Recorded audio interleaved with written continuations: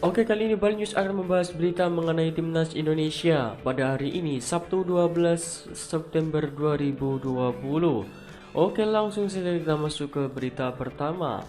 Timnas U19 versus Arab Saudi, gol menit akhir selamatkan Garuda Muda dari kekalahan. Timnas Indonesia U19 akhirnya bisa meraih poin di friendly turnamen Kroasia menghadapi Arab Saudi pada hari Jumat tadi malam. Timnas Indonesia U19 bermain imbang skor 3-sama. Pada laga kali ini Timnas Indonesia tertinggal 3-0 lebih dulu. Untung saja anak-anak asuh Sintayong berhasil menyamakan kedudukan melalui Irfan Johari, Saddam Ghaffar, dan Brave Fatari.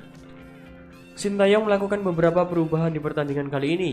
Ahmad Rusadi, Brilian Aldama, Brave Fatari, dan Khairul Zakiri tampil sejak menit awal. Mereka menemani nama-nama yang sudah tampil di dua laga sebelumnya seperti David Maulana, Witan Sulaiman, dan Adi Satrio. Dalam laga kali ini, Timnas U19 tetap menurunkan pola 4-4-2. Timnas U19 juga tak terlalu tampil bertahan seperti dua laga sebelumnya. Tekanan-tekanan dilakukan untuk mengganggu Arab Saudi membangun serangan dari belakang. Arab Saudi sebenarnya mendapat kesempatan mencetak gol di menit ke-20. Wasit memberikan penalti usai Komang Tri menyentuh bola dengan tangannya.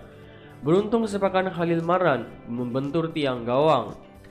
Sial bagi Indonesia, penalti diberikan kembali untuk Arab Saudi pada menit ke-27. Lagi-lagi Komang Tri yang menyentuh bola dengan tangannya. Kali ini Khalil Ibrahim Al-Habsyi sukses menyerangkan bola ke gawang Adi Satrio setelah Indonesia tertinggal 0-1. Di menit ke-33, Arab Saudi kembali mendapatkan penalti. Pelanggaran Brilian membuat wasit menunjuk titik putih. Khalil Maran yang menjadi Al-Gojo sukses menjalankan tugasnya dengan baik. Skor berubah menjadi 2-0.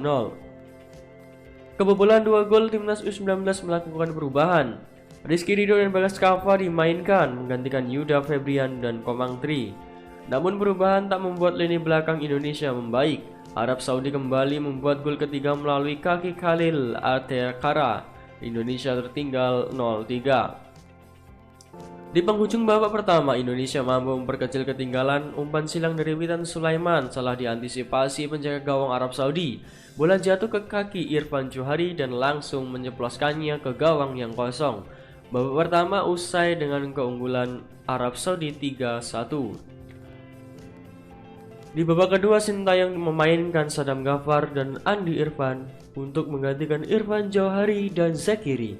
Pergantian itu terbukti jitu karena di menit ke-53 Timnas Indonesia berhasil mencetak gol.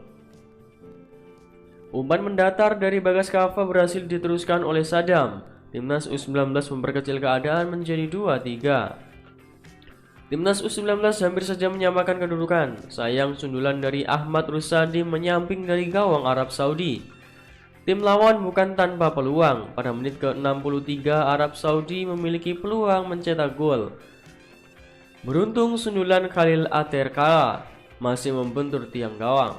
Di menit ke-64 Timnas U19 kembali melakukan perubahan. Kali ini Beckham Putra yang dimainkan dan menarik keluar Brilian. Masuknya Beckham Putra membuat penampilan Timnas U19 lebih agresif.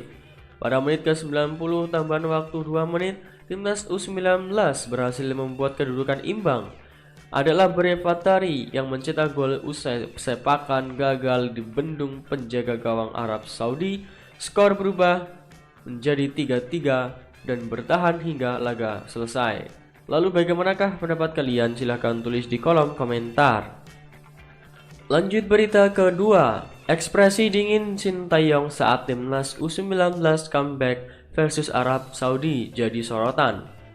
Sintayong dapat sorotan usai Timnas Indonesia berhasil comeback kalah melawan Arab Saudi tadi malam. Ekspresi dinginnya disorot oleh para supporter Indonesia di media sosial. Perjuangan Garuda Muda dalam pertandingan tersebut memang patut diacungi jempol. Sebatas laga uji coba, mereka menunjukkan mental yang kuat. Sebenarnya beberapa kali mental Timnas U19 benar-benar diuji melawan Arab Saudi. Bayangkan, pasukan Sintayong dihukum 3 penalti oleh wasit lawan Arab. 2 diantaranya terjadi gol. Malahan Timnas U19 Indonesia sempat tertinggal 3-0 3 gol terlebih dahulu oleh Arab Saudi yang dikemas oleh Khalil Ibrahim Al-Habsyi, Muhammad Khalil Maran, dan Esa Khalil Atekara. Akan tetapi pemain Indonesia tak begitu saja menyerah. Mereka sempat memperkecil kedudukan via Irfan Johari. Sebelum akhirnya Sadam dan Brave Haftari itu sukses bikin timnas Indonesia comeback. Paling klimaks tentu gol dari Brave, sebab gol itu terjadi beberapa detik lagi sebelum pertandingan usai. Tentu para staf di pinggir lapangan begitu gembira merayakan gol itu. Kendati demikian, Shin Tae-yong dan asisten dari Korea Selatan begitu dingin. Hal tersebut mendapatkan respon yang beragam dari para netizen Indonesia.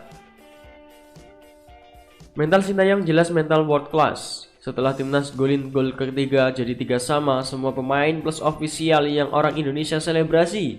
Di sisi lain, Shin Tae-yong sama ofisial lain dari Korea Selatan benar-benar cuma diem. Karena mereka tahu ini cuma uji coba, yang mana bukan soal menang kalah seri, tapi bagaimana mainnya.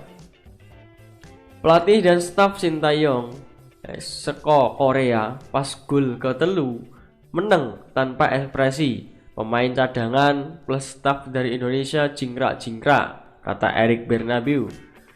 Coach Shin Tae-yong ala gua ada pernah ngalahin Jerman coy. Lu seri lawan Arab aja kayak menang Piala Dunia dari Happy Toys. We know paman Shin Tae-yong and fans is different level, dari Osim Indra. Lalu bagaimanakah pendapat kalian? Silahkan tulis di kolom komentar. Lanjut berita ketiga. Imbangi Arab Saudi, Shin Tae-yong apresiasi perjuangan timnas Indonesia U19. Pelatih dan manajer tim nasional Indonesia Shin Tae-yong mengapresiasi perjuangan anak asuhnya pada laga kontra Arab Saudi pada malam tadi. Menurutnya, permainan yang ditampilkan Garuda Muda sudah bagus, tapi masih bisa ditingkatkan lagi. Laga terakhir pada International Friendly U19 Turnamen 2020 itu berakhir dengan skor imbang 3-3. Timnas Indonesia U19 harus terlebih dahulu tertinggal 0-3 pada laga yang digelar di Stadion NK Polesevty Martin Namuri. Hingga menit-menit akhir babak pertama, sebuah kelangahan di lini belakang Arab Saudi sukses dimanfaatkan Irfan Johari untuk memperkecil jelang turun minum. Pada paruh kedua, timnas Indonesia kembali mencetak gol lewat Sadam Ghaffar pada menit 52, memanfaatkan umpan selang mendatar Bagas Kava. Gol dramatis Baif Fatari pada menit 90 lewat sudut sempit memastikan angka pertama buat timnas Indonesia.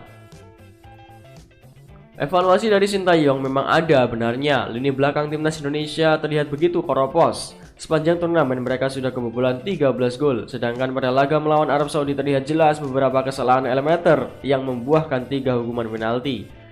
Hal senada diungkapkan pencetak gol terakhir timnas Indonesia, Baif Fatari. Pemain asal klub Persija Jakarta itu mengakui masih banyak hal yang perlu ditingkatkan. Ia dan rekan setim akan terus bekerja keras demi mencapai hasil yang lebih bagus. Lalu bagaimanakah pendapat kalian? Silahkan tulis di kolom komentar.